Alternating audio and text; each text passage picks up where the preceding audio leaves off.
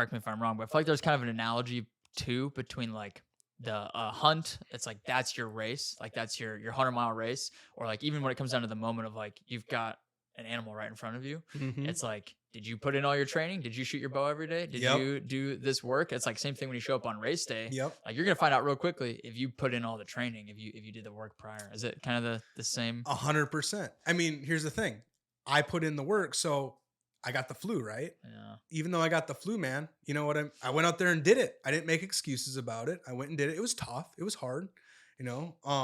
But I followed through, and I had the confidence to do that. Honestly, I ran the last 40 miles of that race better and faster than I did the first 60 miles, Dang. you know, because I was feeling better. I'm like, man, I feel good now. This is awesome, you know. And then my wife ran with me Yeah. for 20 of those miles, and then the last 20, you're like, all right, I got 20 miles left. Let's go, you know. That's incredible. So dude. it's an awesome feeling. Do you think you physically were in better shape, or like do you think there's something in your brain that kind of flipped those last Mindset. 40? Yeah, right here, man. It was mental at that point. Yeah. I had put in enough work that my body was there, you know what I mean? And I was taking enough Tylenol to get through. So that definitely helps. Yeah, there's a point there where it's like, all right, everything's off here. Like you got to take a few Tylenol and just roll with it, you know. How long did the 100 end up taking you?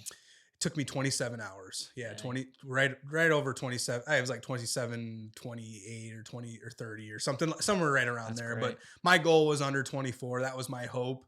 Obviously, I feel like just finishing the damn thing is that's enough of an accomplishment. Man, I as you know, I set big goals. I mean, I Yeah. go from 5K to 100 miles. So I go from, 290 pounds to 190 pounds in a couple years. You know, I don't know, like just something about setting those big goals and it's not even about accomplishing them. I don't think it's like what we're just talking about. It's that work you do in there and how that builds you up. So even if I wouldn't have, finished that 100, even if I wouldn't have made 100, lost 100 pounds, I think that just that growth through there is what's going to keep me going moving forward. What do you think was harder, losing 100 pounds or running 100 miles? Losing 100 pounds. That was harder. For sure. Yeah, man. I was, you're at this point where you're so stuck in food. Like you I was addicted to food in certain ways. My relationship with food wasn't good.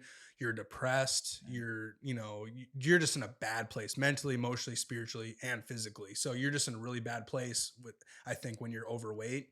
And I think that just is a reflection on our country as a whole. Like we look around at the obesity thing that's going on, dude. and where does a lot of these mental health issues come from? I think it has a lot to do with the food and in our size of our bodies and and not working out, not spending time in the outdoors, those kinds of things. So I think it's a hard thing to get out of. You know what I mean? Because you're already down in the dumps.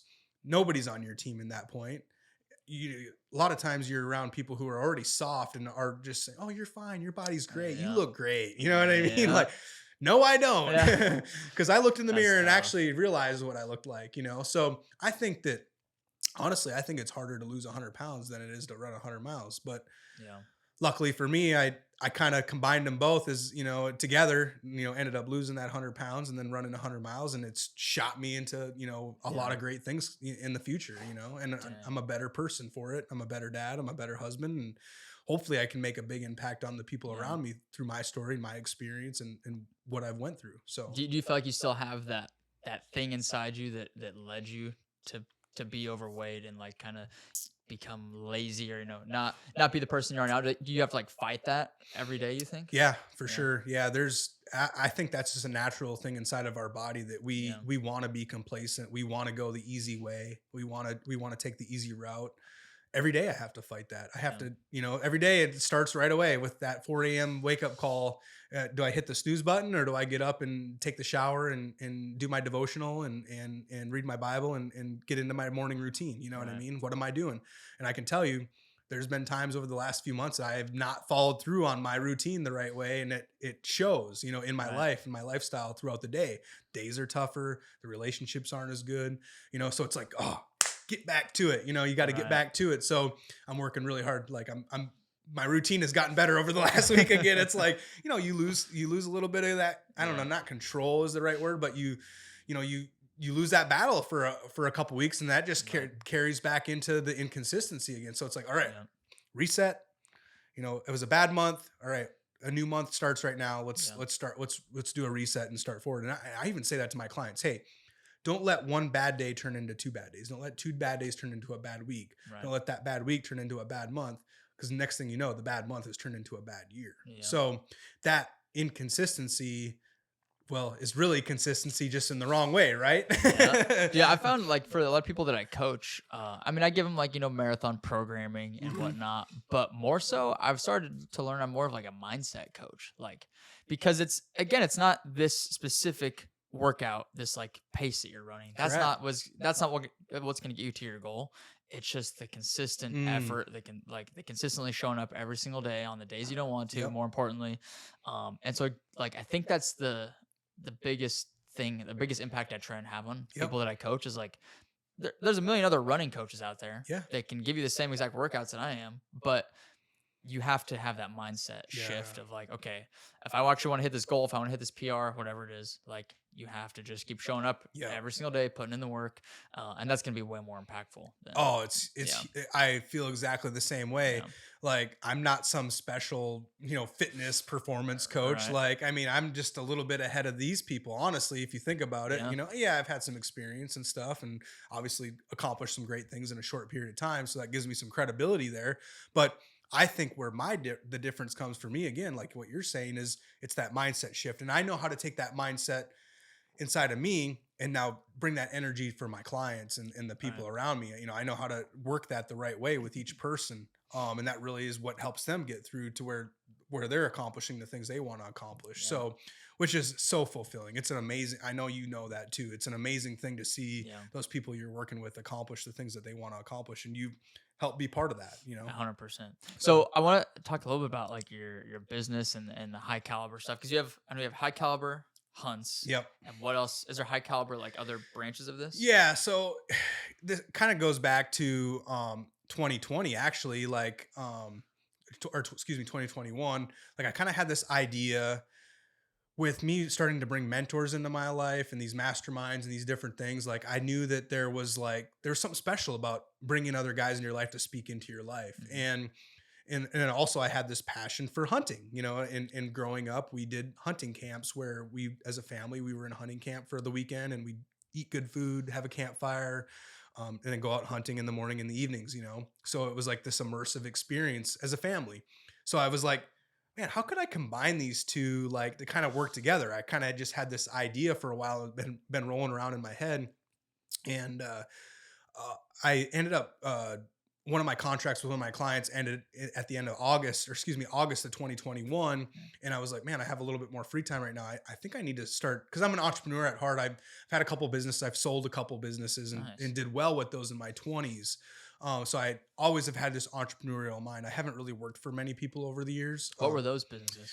So I had a marketing agency. It was called Maximum Media. And that was when we worked with Cam, and we worked with Ted Nugent. We worked with a lot of different big hunting industry clients. Ted, that guy. I never met him, but we'll have to get you connected with him. Maybe get him on the podcast, right? He's somewhere in Texas, right? He's not far from here, right? So his Texas ranch is outside of Waco. Yeah, Okay. yeah. So I've been there several times. It's awesome. He seems like a character. Awesome guy, man. And his son Toby's become one of my really good friends over the years. Oh, and that's awesome. Just, obviously then they brought me in to help him with his marketing and stuff like that. So that was one of my businesses. That was my first business that we really did well with. I had a business partner in that. And then from there, I started understanding how social media works and marketing.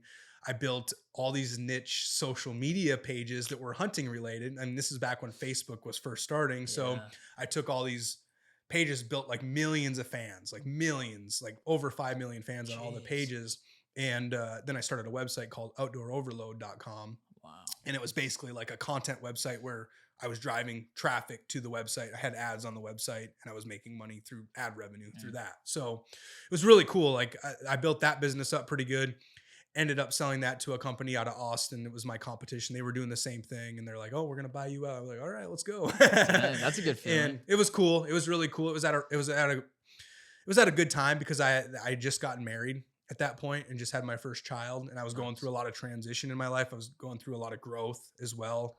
Obviously, when you have a child, you start to grow a lot and level up. So it was good for me to change from working 18 to 20 hours a day on building this business to going to focus on spending time with my wife and my daughter at that point. So it was a good transition for me. But in the back of my mind, so I started doing some consulting still with clients, really slowed down my work though. I wasn't, putting in those Right. 18-hour days. I was just trying to work a normal job like anybody else Yeah. and provide for my family. There's a lot of ups and downs in there. I'll skip through all that. But um, I always had this entrepreneurial thing. Like, I was like, all right, what's my next business going to be? And that's where I started a podcast called Activate the Hunt. And I was kind Oh, of telling you about that nice. earlier, where it was like, oh, I want to help people get into hunting. But then I realized like I had my identity wrapped so much into hunting Mm, that it was actually, it wasn't really where I wanted to go. Like hunting is part of my life and I love it. And it's my passion, but it's not my identity. It's not mm, what I want my identity to be. So I was like, maybe I shouldn't focus so much on the hunting aspect of it, but more focus on like the aspect of like the growth. You know what I mean? Like the idea that we always have this opportunity to level up and grow, because that's kind of where I was at in my life as yeah. well. So I I nixed that whole deal, and then eventually it came to where I started high caliber hunts. And I was like, all right, I'm going to bring this idea of immersing a hunting camp with this idea of bringing men together who are on this path of growth and bring us together so we can, like I was telling you earlier, the idea Yeah. is, hey, we're coming shoulder to shoulder as men. Like, men don't typically go sit down and have, like, we used to go to the coffee shops and stuff like that, but we Yeah. don't just sit down, oh kumbaya, have coffee together, hey, how's it going, like that's where small talk is Right. happening. If you're doing that kind of stuff, it's a lot of small talk and there's Yeah. not any good deep depth to those conversations. Yeah. Women do that and they can have a good deep conversation. Men, we just don't. We talk about the weather and like Right. that's not where growth happens, you know what I mean? So I was like, we need to be going towards something. And actually a lot of books and research and stuff around that. Like, when men are growing to their fullest potential, it's because they're doing stuff together as men. They're Mhm. growing. They're going out for runs together. They're maybe going on a hike together. They're going camping, fishing, hunting, You have like a and mutual struggle or mutual goal you're yeah, all kind of working mutuals towards. challenge. Yeah. They're doing some kind of challenge together. And that's kind of where I was like, man, it'd be kind of cool, like the challenge of a hunt Mhm. immersed with this hunting camp experience where we have food, we have time for conversation and campfire talks, and we even have on the other side the challenge of like speaking into each other's lives openly. And so we'll sit around the campfire in a high caliber hunting camp, and I'll be very intentional about opening up about some of the struggles I'm going through, like, Yeah. and what happens and what's is said in these camps stays there. You know what I Yeah. mean? That's kind of one of the things that we talk about. What happens here, what stays here. But I'll open up and I'll talk about my struggles, my marriage, my life. The things, there's guys talking about porn and different things like that. They're like these deep dark struggles Right. that they're having. We need to talk. We need to get those things out and get them into the light. I truly believe that as a Bible believing Christian, it talks a lot about the light and getting things out Yeah. into the light. And so that was kind of that other side of it. It's like, this is going to give men an opportunity to do something cool together Yeah. and challenging together, but also have this whole other side it's gonna make an impact, not just on them in that moment, but essentially hopefully they're gonna go home energized and Yeah. refreshed, maybe have a new community of guys that they can trust and reach out to, where they can go home and be a better dad, a better husband, better business leader, better community leader, those kinds of Man. things.